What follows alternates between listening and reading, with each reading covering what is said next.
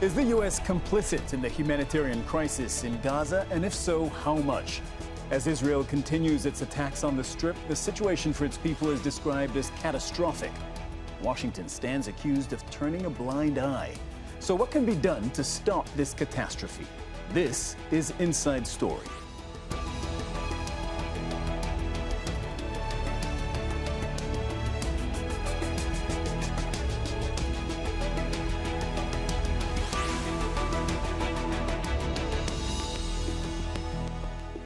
Hello and welcome to the program. I'm Cyril Vanier. After more than 2 months of war and siege, more chaotic scenes at the Rafah Crossing as people fight to get desperately needed humanitarian aid. Before the war, 850 trucks of aid entered the Strip every day through the Karam Abu Salem crossing with Israel and the Rafah Crossing with Egypt. Now that ended when Israel imposed a complete blockade on October the 7th. Israel has temporarily reopened the route through Karam Abu Salem for the first time to allow in more humanitarian aid. And 24 trucks were allowed through. That was on Sunday, but that's far short of the huge needs of the Palestinians. Should the United States, a staunch ally of Israel, be doing more to help them? And how complicit is Washington in this humanitarian catastrophe that's unfolding? We'll discuss all this in a moment. First, though, this report from Victoria Gatenby. A desperate scramble for food and water at the Rafah Crossing. Aid agencies say at least half the people in Gaza are starving, and Rafah in the south is at the epicenter of what the UN describes as an apocalyptic humanitarian crisis. We are teetering on the edge of a possible implosion because there is more and more a breakdown of a civil order, and as long the humanitarian assistance remain a crumble compared to the immensity of the needs, the more this tension will continue, the more the environment is becoming impossible. Israel's war has taken an unprecedented toll on Gaza's entire population. The UN says 1.9 million Palestinians, that's more than 85% of its people, have been uprooted from their homes. More than 1 million have been pushed to Rafah, which is now the most densely populated area in the Strip. Food is scarce and there's no sanitation. The UN says around 2.2 million people need food aid to survive. There's been no flour for 3 or 4 days. There's no water, no rice. We're suffering. There's nothing. Living conditions are 0%, even -0. I've come every day since Wednesday and returned empty-handed. I spent the night outside the gate while the area was being bombed. It's very difficult to endure this suffering. I'm not able to buy food for my children. Israel allowed a limited amount of aid through the Karam Abu Salem crossing on Sunday. That's the first time since the start of the war on Gaza. But as Israel's army continues to bombard the Strip, UN officials are warning the limited delivery of desperately needed humanitarian aid could lead to a breakdown in civil order. Victoria Gatenby for Inside Story.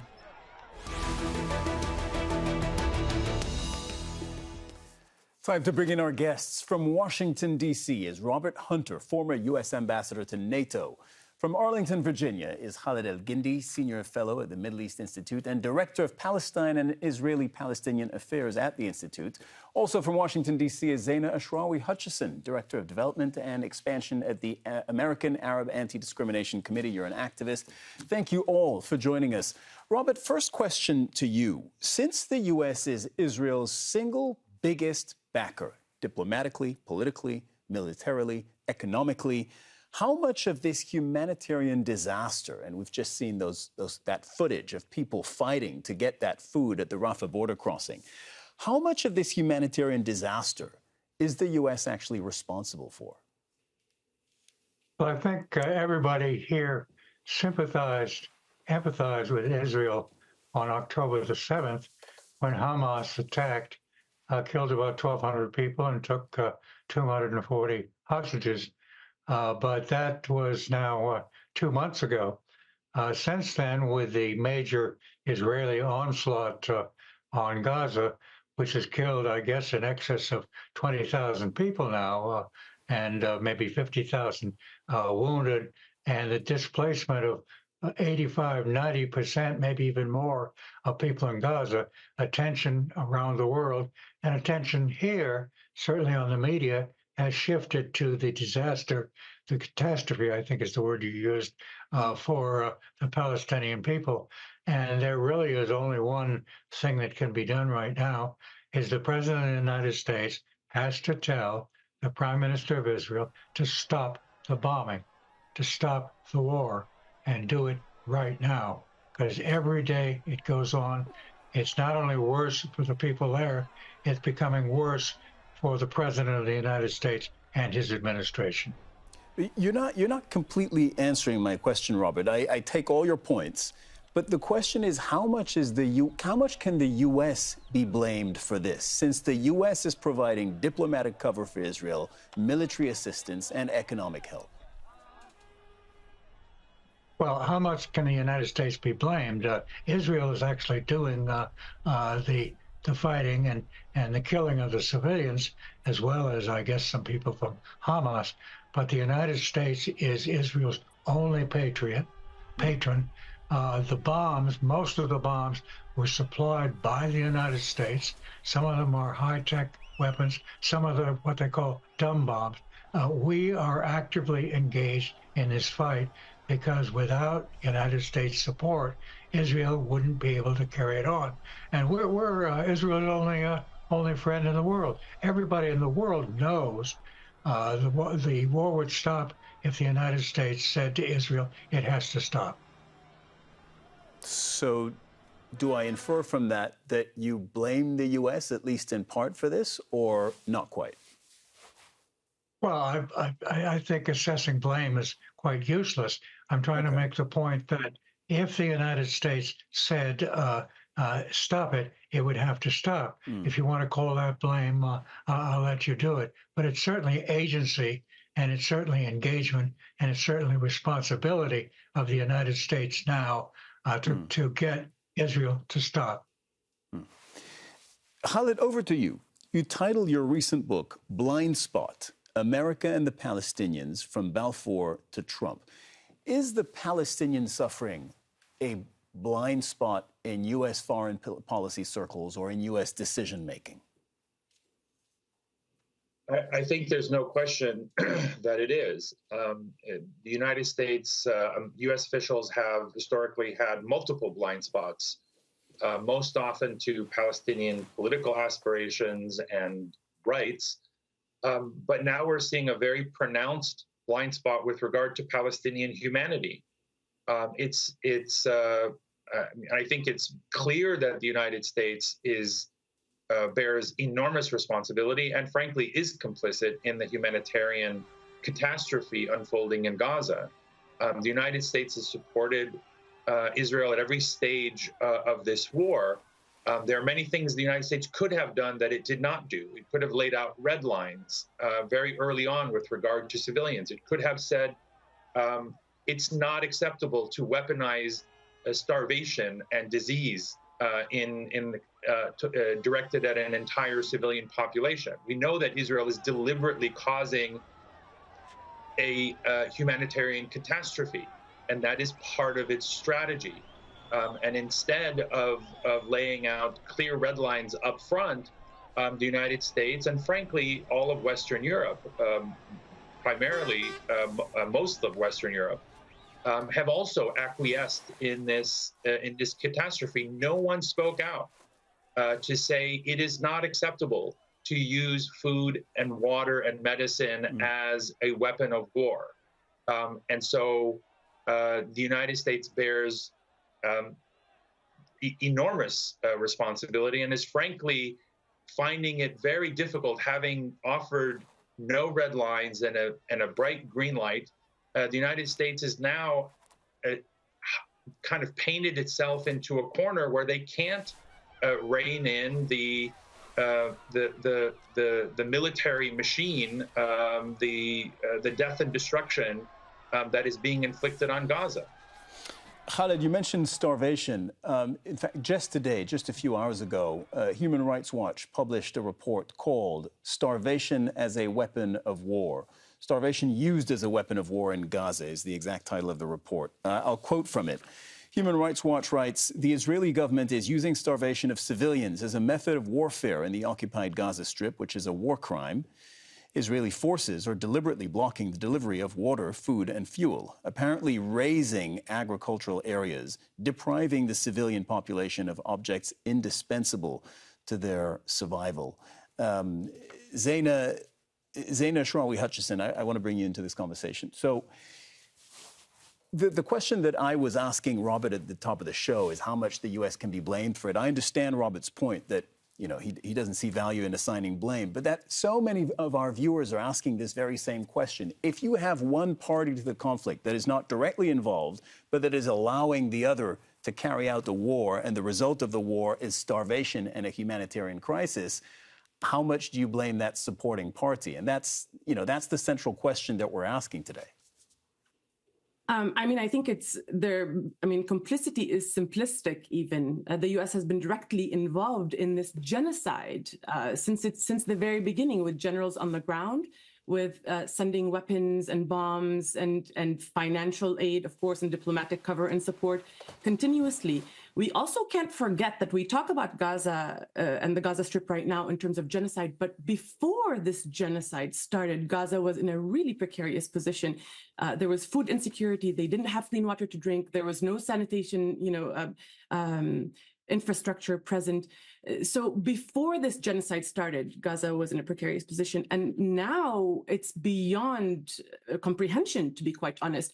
And the U.S. has known about this, has been complicit and directly involved in this genocide from day one, and enabled it to continue with its silence as well as financial and diplomatic support. But I also want to emphasize that in order for them to continue, for the U.S. to continue this support for Israel, they need to have local support for the genocide. So for decades, and it's sort of encapsulated in the Gaza Strip right now, but for decades, the United States has given cover for Israel to do whatever Israel wants to do, financial, diplomatic, federally with resolutions and bills, which we've seen now since the start of the genocide in the Gaza Strip.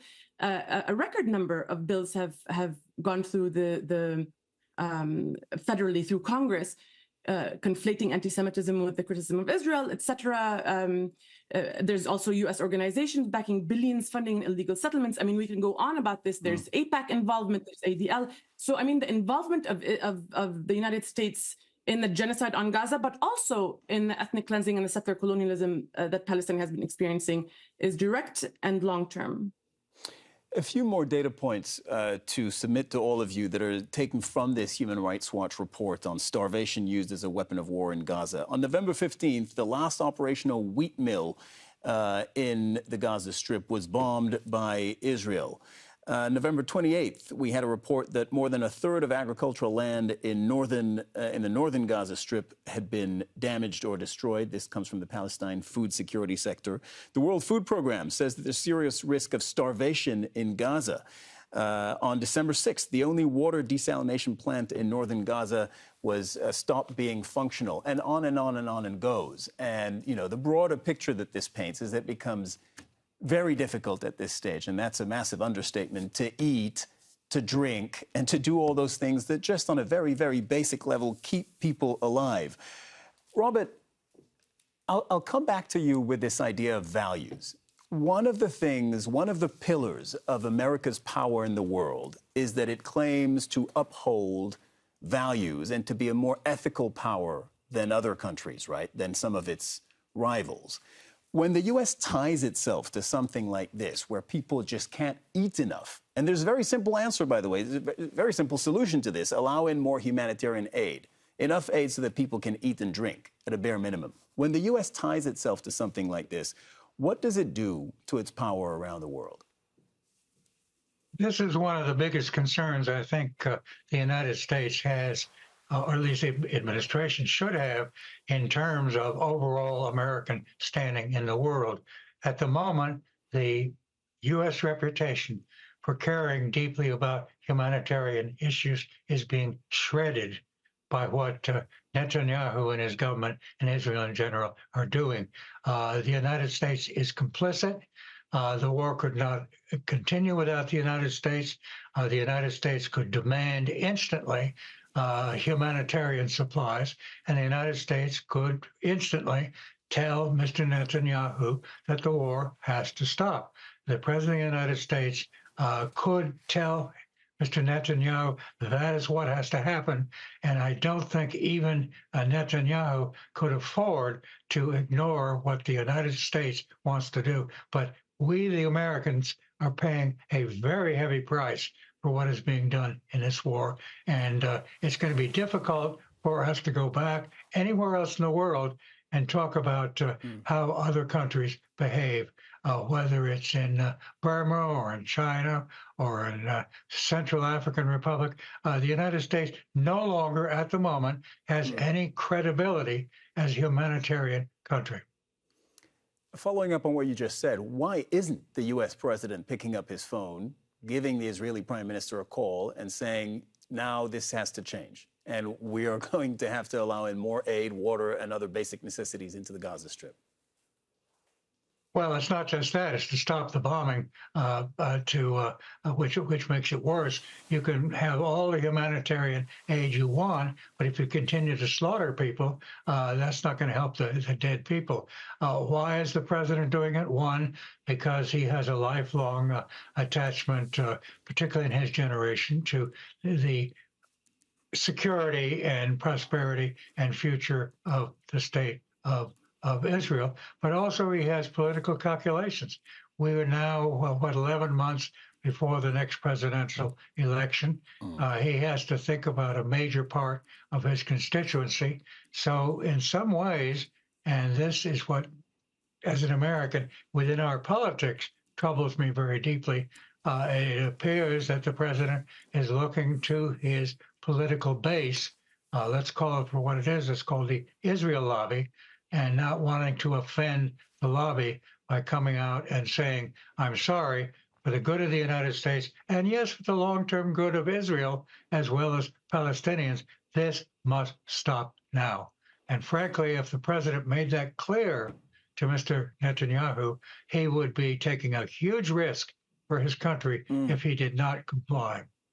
Khaled Elgindy and Zaina, I want to hear you on this issue of U.S. politics as well, and re-election chances if you take a stronger approach to Israel. But Khaled, you first on this. Do you subscribe to this notion that you do not get re-elected as U.S. president, specifically that Biden would not get re-elected as U.S. president if at this juncture he were to be harder on Israel? I mean, that's been the conventional wisdom for many, many years. The irony is that today the political landscape is quite different, and it looks like the reverse may even be true, that this might be, the administration's handling of this issue has been criticized and is opposed by large segments of the American population, well beyond the Arab and Muslim communities or progressives, but particularly his base, young people, people of color, certainly the Arab and Muslim communities in the United States, are quite angry at his apparent indifference to Palestinian suffering and his entire handling of this war. So we've seen polls show that he's actually lost considerable support as a result of this. And so this might actually be the first time an American president loses an election because of their support for Israel, as opposed to the opposite. I'm not entirely convinced that the president is acting purely or even primarily with regard to domestic politics. I think he is a true believer. I think he is passionate about his support for Israel, and it is partly generational, but it's also uniquely Joe Biden. Other presidents who've also been quite unshakable in their support for Israel have at least been able to see the bigger picture from a human standpoint, from a strategic standpoint, the person of Joe Biden seems to be completely blinded, even to the realities of how this is going to harm U.S. interests as well as Israeli security going forward. I mean, it's impossible to imagine that in Israel inflicting this level of human and material destruction on Gaza is somehow going to bring security or stability to anyone. I think anyone with some basic common sense, never mind empathy, can understand that. And so we're talking about a serious blindness, a serious kind of emotional attachment that has blinded him even to the damage he's doing to American interests. And that is, I think, very much a part of the person of Joe Biden rather than simply a political or geopolitical set of calculations. Okay, that's really interesting. I want to come back to part of this. But first, Zaina, I had you waiting in the wings there about this U.S. domestic politics question. You tweeted not that long ago, election season is about to go in overdrive and Palestinians will pay the price of 2 failed leaderships. So you do seem to believe that this is going to be dictated, how the U.S. behaves on this issue is going to be dictated, at least in part, by U.S. domestic political considerations. How do you think that shapes what we're going to see? So, I mean, just to go back a little bit, while many supported Biden begrudgingly under false pretense and with the intimidation of the vote for lesser of 2 evils in 2020, if you will, there's no longer a viable option for many. And there simply is no worse than genocide, you know.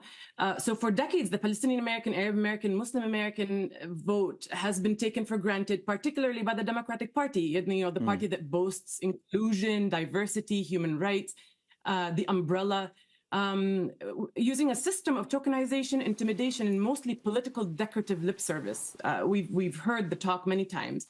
We are starting to see people accuse and label a protest vote as a vote against democracy, like a protest vote against Biden if people don't vote. Or so accusations leveled against those demanding an end to genocide that 2 months later remain unheeded. And I want to make it very clear that the intimidation tactics and blame that have been used for decades, this is not recent, for decades on disenfranchised voters, that if we don't vote for Biden or the Democratic Party, it's a vote against democracy, is not just the antithesis of democracy, but it also strategically absolves the Biden administration in this case and the Democratic Party from accountability on the direct involvement, as we were discussing earlier, in genocide, and distracts, again, from the failed leadership of the political elite.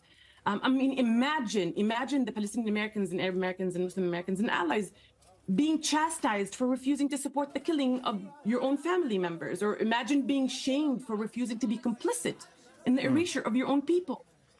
Imagine being blamed for the failure of democracy simply for participating in it.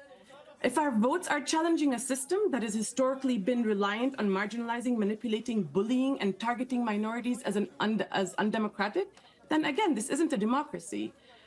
Many in leadership have long perfected deflection and blame, as we know, and projecting their own political shortcomings on those who are less capable and or less equipped to defend or protect themselves. And this is also by design.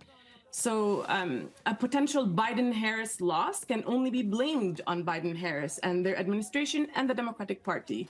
Any other claim is disingenuous, to be quite frank. And sorry to take up too much time, but let me be very clear here. I'm not saying not to vote or don't vote. In fact, I hope Palestinian American, Arab American, Muslim Americans, and allies in our community register family and friends to vote. Go out and educate people on what it means to vote and what your voice means and matters. But Zaina, here's the thing. And sorry to interrupt and jump in, but here's the thing about about when you go to the polling station, you know, on when it's election day in the U.S. presidential election. It's a little less than it's about 11 months away now, just under 11 months away.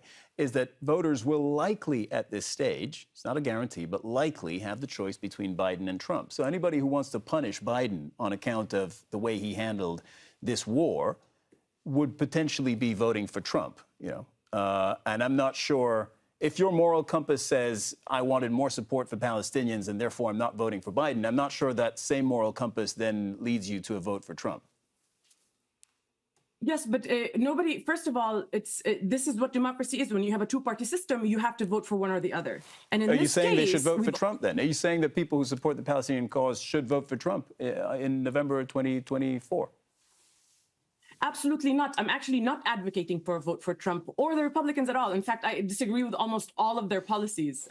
What I am saying is showing up to vote and writing in a name or simply voting for down-ballot candidates based on policy is accountability for genocide and for 75 plus years of total impunity that the U.S. has afforded Israel at the expense of the Palestinian people and the morality of our just cause. So accountability is uncomfortable, but it pales in the face of genocide and the ethnic cleansing of, that's happening right now in Palestine. The Democratic Party, win or lose, needs to have some serious soul-searching after this. Many already felt that they don't belong in the party, but were merely tokenized and being part of the party because they don't have anywhere else to go.